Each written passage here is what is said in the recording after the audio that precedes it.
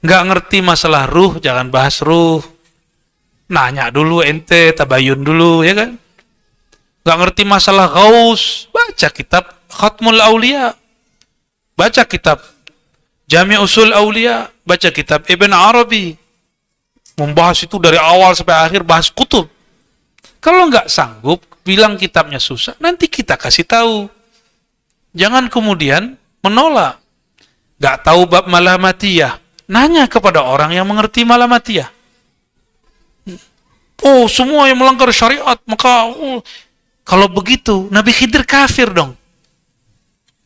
Ya kan? Nggak begitu cara kita beradab dalam ilmu. Kalau nggak tahu, diam. Lau sakat ma la ya'lam. Kalau seandainya orang yang tidak mengerti, diam aja. Apa yang akan terjadi? Saqatal khilaf. Maka khilafiyah akan hilang. Tapi sudah sunnatullah, orang nggak mengerti langsung komentar. Padahal dia belum mengerti apa yang dikomentari. Nggak ngerti masalah hulul ittihad. Lalu murtadkan orang. Bahwa hulul pun sudah beda dengan ittihad. Ada lagi namanya wahdatul wujud.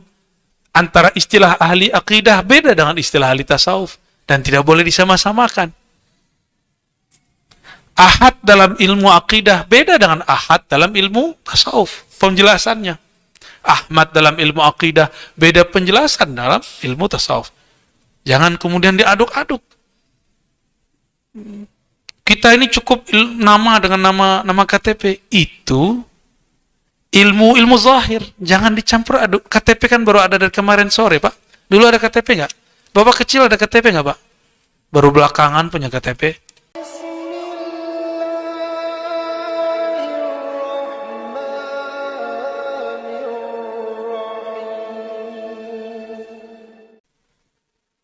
Maka Sayyidina Abdullah Mas'ud mengatakan, Ibn Mas'ud, innakum fi zaman kathirun fuqaha'uh, qalilun khutaba'uh.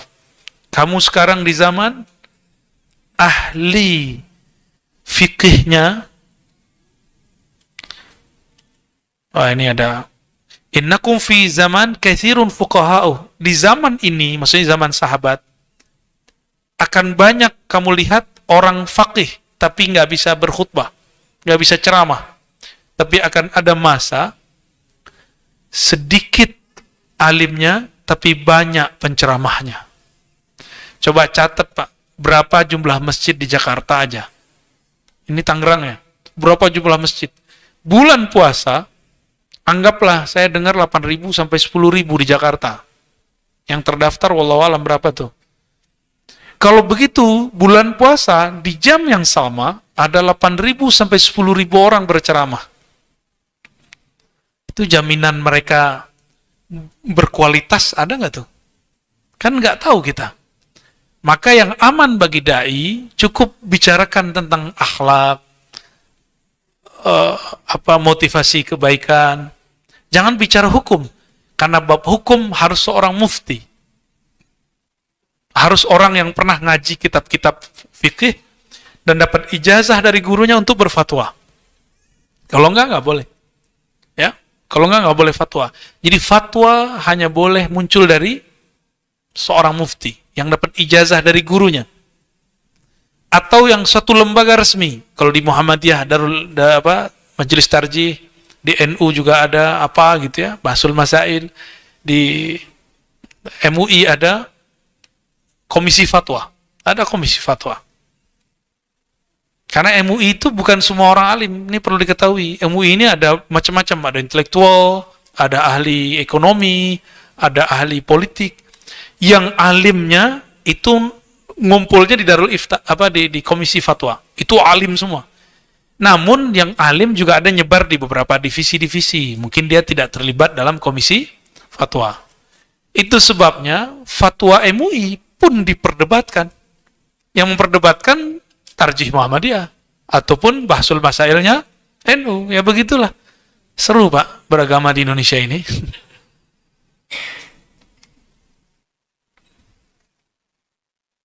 Intinya beliau mengatakan bahwa at-tasaddur lil ifta di halaman berikutnya, wan niqash ilmi yakunu li ahli takhassus.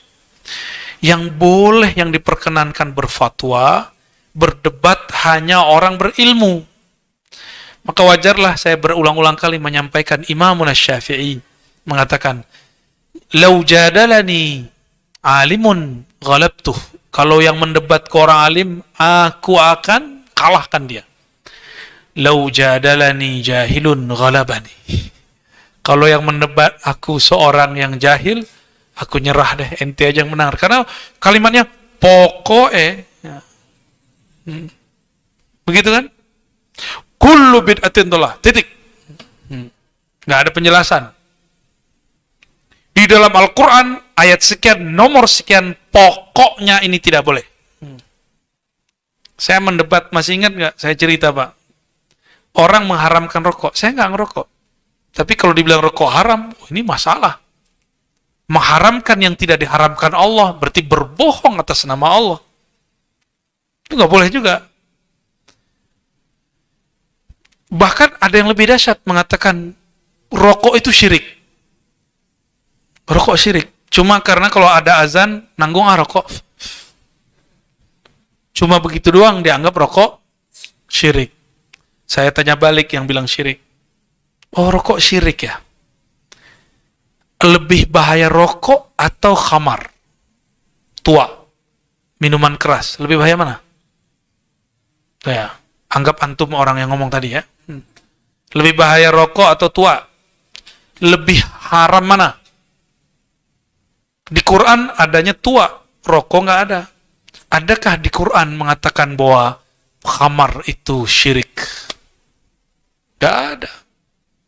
Kalau khamar tertulis di Quran haram, dia cuma disebut najis atau haram, hurrimat ya. Hurrimat alaikumul maitatu waddamu wa lahmul khinzir. Ya. Kemudian ada apa? Rijsun ya, kalimat begitu. Dia cuma begitu doang. Kok tiba-tiba ada orang berfatwa di zaman ini dan didengar? Aneh gak tuh? Kadang-kadang ustadz begitu lebih didengar daripada ustadz tamatan pesantren. Dan ini zamannya kiai-kiai pesantren, Bapak Ibu, itu sudah lama dan saya melihat ilmu mereka cukup. Cuma ngomongnya Indonesia atau Jawa atau Banten atau Sunda. Kaedah yang mereka baca di kitab itu yang dibaca juga di Mesir, yang dibaca juga di Hadramaut, sama. Cuma beda bahasa aja. Orang Mesir juga nggak ngomong bahasa Arab murni, bahasanya Amiyah. Orang Yaman juga begitu Amiyah. Kenapa kita lebih respect kepada kalam ulama di sana, lalu tidak menghiraukan kalam ulama di sini? Gitu. Itu agak aneh juga. Jadi yang boleh berfatwa siapa? Orang ahli ilmu.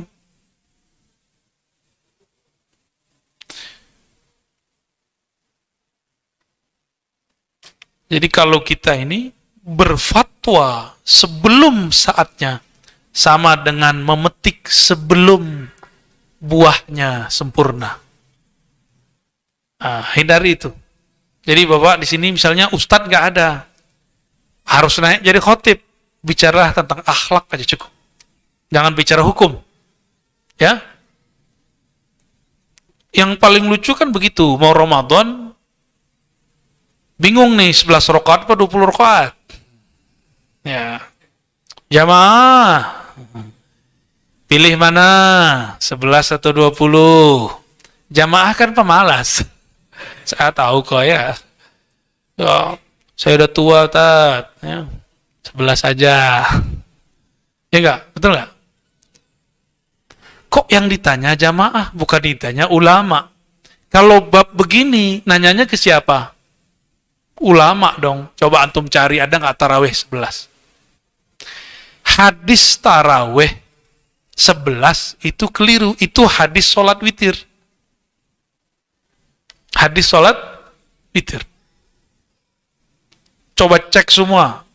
Riwayat tentang 11 rakaat itu sholat witir karena dilakukan di bulan Ramadan dan di luar bulan Ramadan. Tapi nggak sanggup 20 juga nggak apa-apa. Nggak sholat tarawih juga nggak apa-apa kok. Kenapa repot? Tapi ada orang yang tidak berilmu mengatakan lebih dari 11 bid'ah. Ini kan otak dia yang bid'ah tuh ya.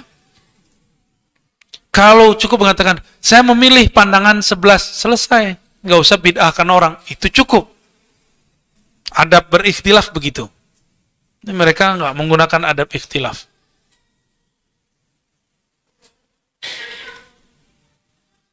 Nah, apalagi persoalan berikutnya. Salah satu yang muncul dari manhaj kelompok ini, kalau berbeda maka akan menghujat yang berbeda.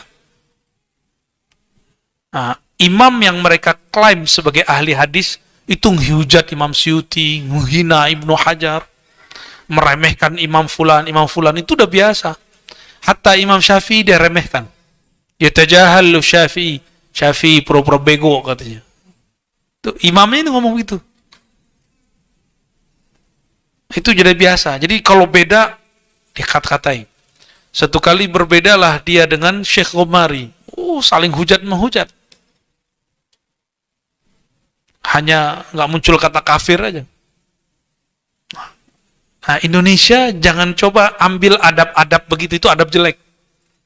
Ya, negeri kita nggak dibentuk dengan adab-adab begitu. Berbeda-beda aja. Ya. Ada orang nggak ngerti ilmu tasawuf, cuma ngerti ilmu akidah, lalu menghukumi tasawuf dengan bab akidah. Kacau lagi. Ya. Itu akibat tasaddur lil ifta, berfatwa, memfatwakan sesuatu padahal bukan ahlinya. Ini banyak sekarang, ya. Guru sama murid bisa tengkar, Pak, gara-gara ini. Nah, lalu di ujung kitab beliau mengatakan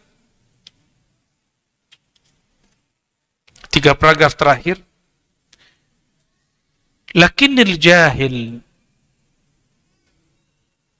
la ya'lam ratbata nafsihi fa kaifa ya'rif ratbata ghairihi. Orang jahil itu dia nggak ngerti siapa dirinya, makom dirinya, bagaimana mungkin dia akan mengerti makom orang lain. Maka nggak mungkin dia bisa menghormati orang lain. Itu sebabnya orang jahil tuh suka membid'ahkan ulama, bahkan menyesat-nyesatkan kiai. Karena dia sendiri nggak ngerti diri itu sebagai orang yang ilmunya sebenarnya belum seberapa. Masa cuma 2 kali pertemuan bisa ngerti bid'ah? Hah? Bagi dia cukup 2 kali pertemuan ngerti bab tauhid, ngerti bab bid'ah. Begitu, itulah pesantren super kilat. Ya. Kita ngaji qawaid bisa 2 tahun. Qawaid fiqhiyah. 4 tahun malah kami. Kita fawaid kita ngaji 4 tahun, diputer-puter, itu pun nggak semua paham di zaman itu, ya. Kita puter-puter Pak Kijan gitu. Belum lagi kitab dalilnya. Masa tiba-tiba ada orang ngomong hari ini cukup 2 kali pertemuan paham? Kan lucu, ya. Maka benarlah kata beliau, orang jahil tuh nggak ngerti sampai di mana makomnya, apalagi makom orang lain. Wajar kalau mereka kasar kepada ulama, ya. Lalu di ujung kalimat Imam Ghazali berkata, "Lau sakata man la ya'lam la saqatal khilaf." Kalau orang tak mengerti, diam, khilafiyah selesai. Nggak ngerti masalah ruh, jangan bahas ruh. Nanya dulu ente, tabayun dulu, ya kan? Nggak ngerti masalah ghaus, baca kitab Khatmul Aulia, baca kitab Jami' Usul Aulia, baca kitab Ibn Arabi. Membahas itu dari awal sampai akhir, bahas kutub. Kalau nggak sanggup, bilang kitabnya susah, nanti kita kasih tahu. Jangan kemudian menolak. Nggak tahu bab malamatiyah, nanya kepada orang yang mengerti malamatiyah. Oh, semua yang melanggar syariat, maka kalau begitu Nabi Khidir kafir dong. Ya kan? Nggak begitu cara kita beradab dalam ilmu. Kalau nggak tahu, diam. Lau sakat ma la ya'lam. Kalau seandainya orang yang tidak mengerti diam aja, apa yang akan terjadi? Saqatal khilaf. Maka khilafiyah akan hilang. Tapi sudah sunnatullah, orang nggak mengerti langsung komentar, padahal dia belum mengerti apa yang dikomentari. Nggak ngerti masalah hulul ittihad, lalu murtadkan orang bahwa hulul pun sudah beda dengan ittihad. Ada lagi namanya wahdatul wujud. Antara istilah ahli akidah beda dengan istilah ahli tasawuf, dan tidak boleh disama-samakan. Ahad dalam ilmu akidah beda dengan ahad dalam ilmu tasawuf, penjelasannya. Ahmad dalam ilmu akidah beda penjelasan dalam ilmu tasawuf.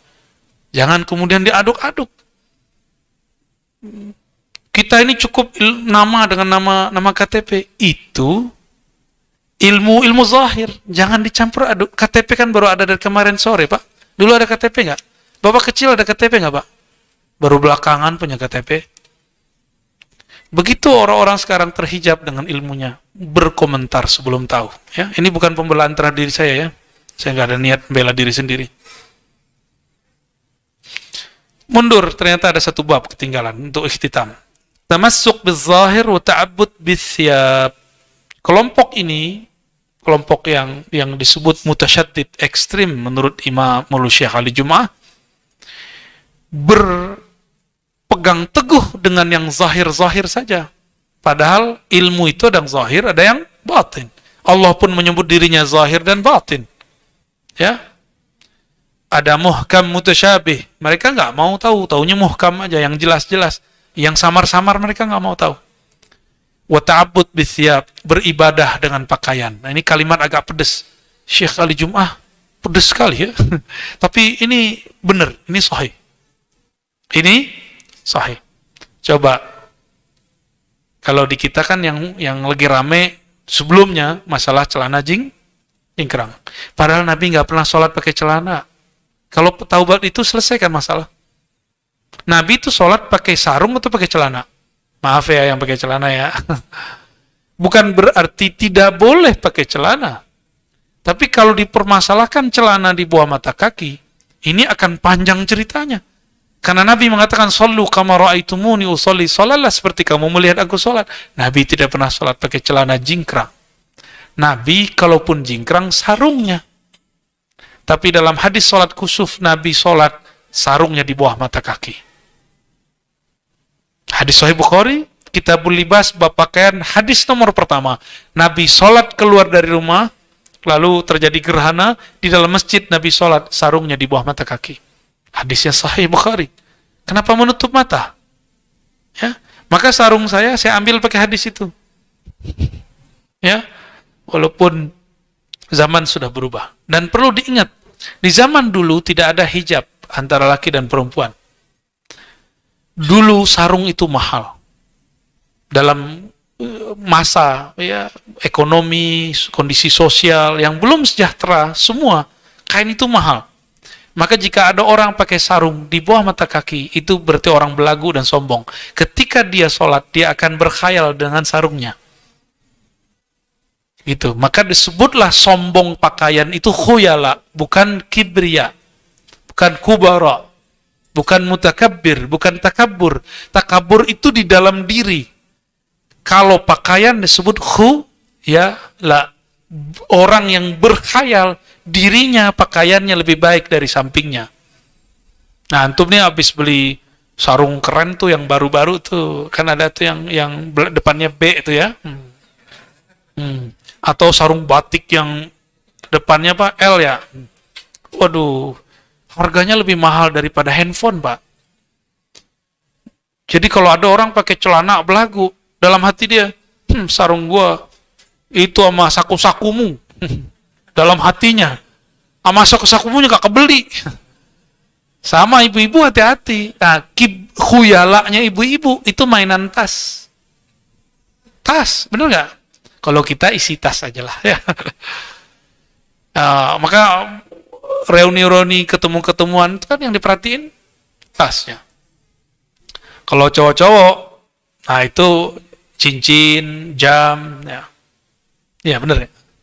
Jamnya harus yang begini, begitu, kan nyiksa diri tuh Pak. Ya. Tapi kalau bagus juga senang juga kita Pak. Baik. Jadi kita ini jangan terlalu memaksakan diri harus begini, begitu, itu nyiksa diri. Ya. Nah, apa kata beliau? Kelompok ini menjadikan simbol pakaian sebagai alat ibadah. Bahkan ta'abbud bisyab, ibadah itu dengan pakaian. Termasuk dia menyebutkan kata niqab. Nah ini jangan salah paham. Syekh Ali Jum'ah tidak pernah anti dengan niqab. Sebagaimana kawan-kawannya. Tapi beliau menyarankan karena kondisi saat itu Di Al-Azhar itu perempuan nggak boleh pakai niqab. Tapi guru saya, Syekh Taufik Al-Buti, anaknya semuanya pakai niqab. Ini kan perbedaan fikih. Perbedaan fikih. Dia pakai niqab tuh karena wajahnya menarik loh, tutup aja lah ya. Udah dipelototin orang terus ya. Namun perempuan-perempuan Indonesia cantiknya juga nggak tahu deh ya. Cantik bener nggak? Biasa aja. Nggak tahu ya. Aneh nggak tahu juga deh. Pakai niqab, apakah perlu? Nah, berdebatlah. Nah, ini lucu, ada salah satu senior kita di kampus, Dr. Faizah.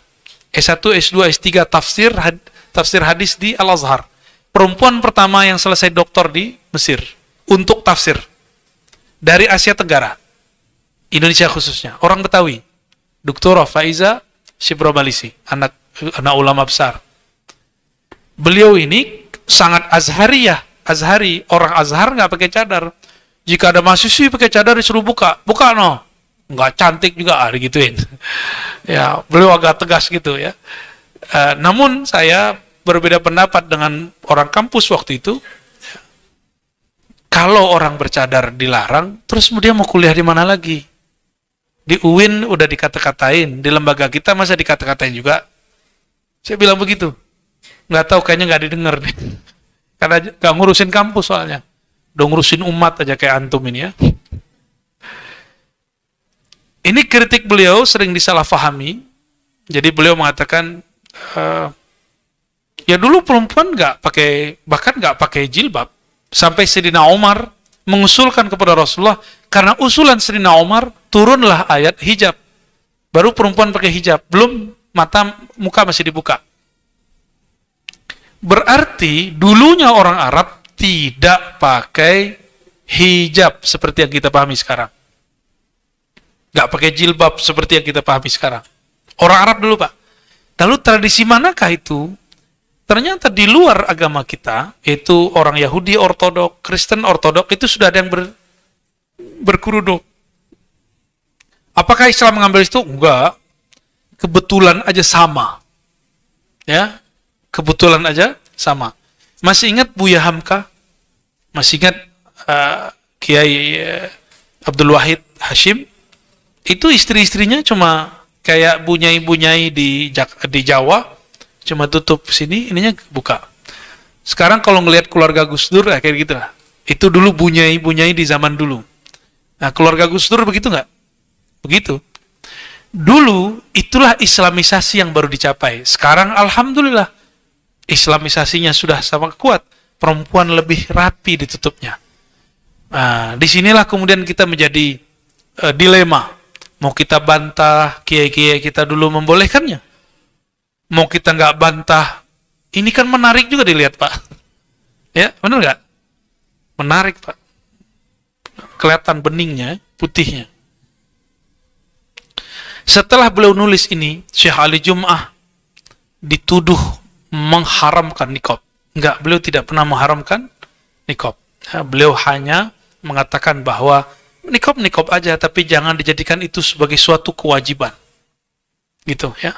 Yang nggak berniqab boleh. Yang penting tutup aurat. Nah, ini tutup aurat, itu rumusnya itu dari guru saya, Syekhna Ali Mustafa Yaqub. Ini ada juga orang yang hasad sama saya, terus mengadu-adu saya dengan beliau, almarhum, dianggap saya kurang adab kepada Kiai Al-Mustafa, karena mengatakan beliau pernah kena Wahabi, Tawahhaba. Bagi saya itu sebuah kebanggaan, guru saya pernah Wahabi.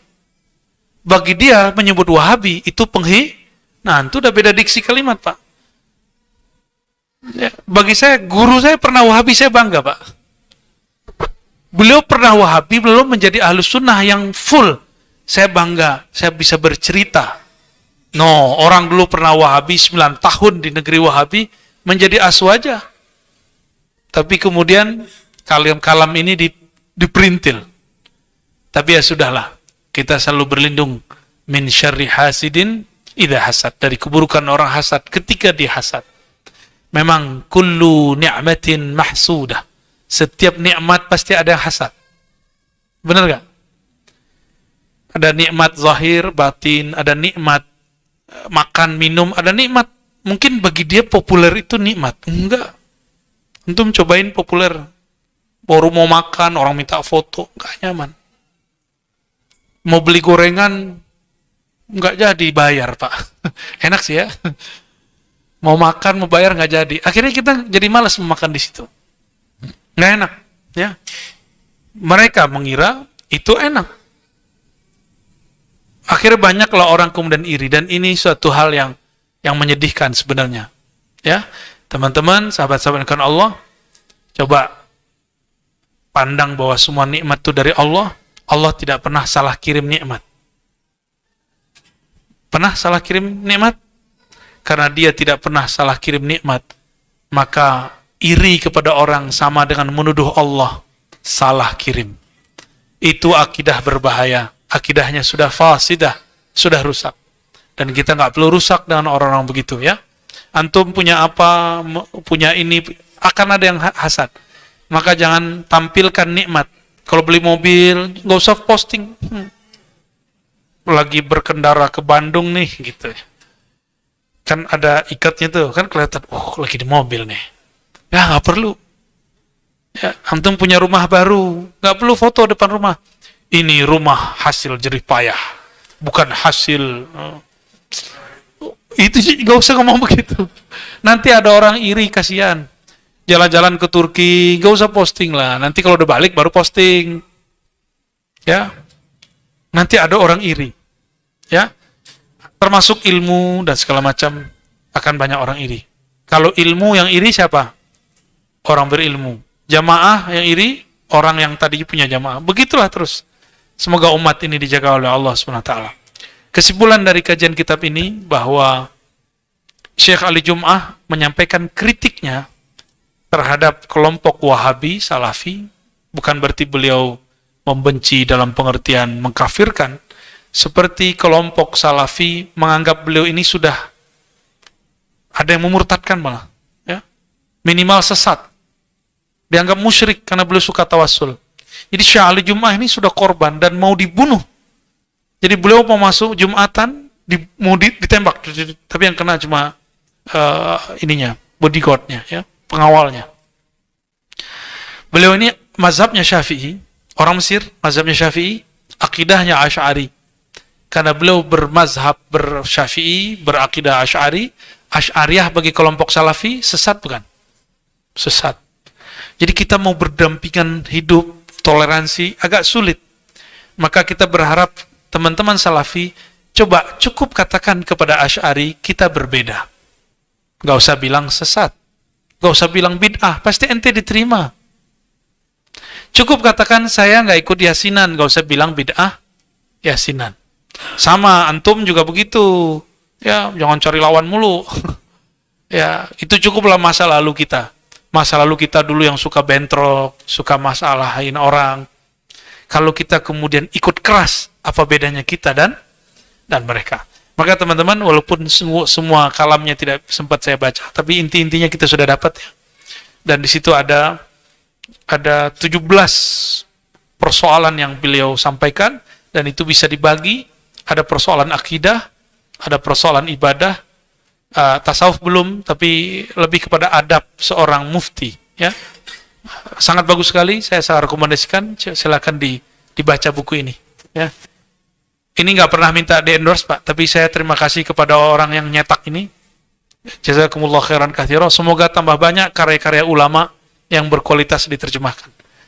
Ya, doakan saya juga bisa menulis secepatnya. Maka harus mengurangi jadwal, Pak. Insya Allah. Mohon maaf atas di-cancelnya beberapa kali jadwal. Semoga ke depan masih sempat, tapi saya nggak janji. Nanti kalau kosong kita kontak-kontakan aja ya. Kita cari kitab apa ya. Tapi ke depan saya menyarankan kalau ada kitab sejenis ini bisa dikaji ke salah satu sahabat saya, Buya Zul Asfi. Itu jago baca kitab Wahabinya. Sangat-sangat jago ya. Mungkin dia lebih detail dari saya malahan. Karena kerjaannya sering di situ. Ya. Semoga Allah merahmati kita semua. Mari kita tutup dengan doa. Astaghfirullahaladzim, astaghfirullahaladzim, na'udzim, bismillahirrahmanirrahim, alhamdulillahirabbil alamin, wassalatu wassalamu ala sayyidil awwalin sayyidil akhirin nabiyina Muhammad wa ala alihi wa ashabihi ajma'in. Allahumma ya muqallibal qulub ya musarrifal qulub, wahai yang membolak-balik hati, tsabbit qulubana ala dinika wa ta'atik. Tetapkan hati kami dalam ridhamu, dalam taat kepadamu, dan wafatkan kami dalam iman, Islam, ihsan.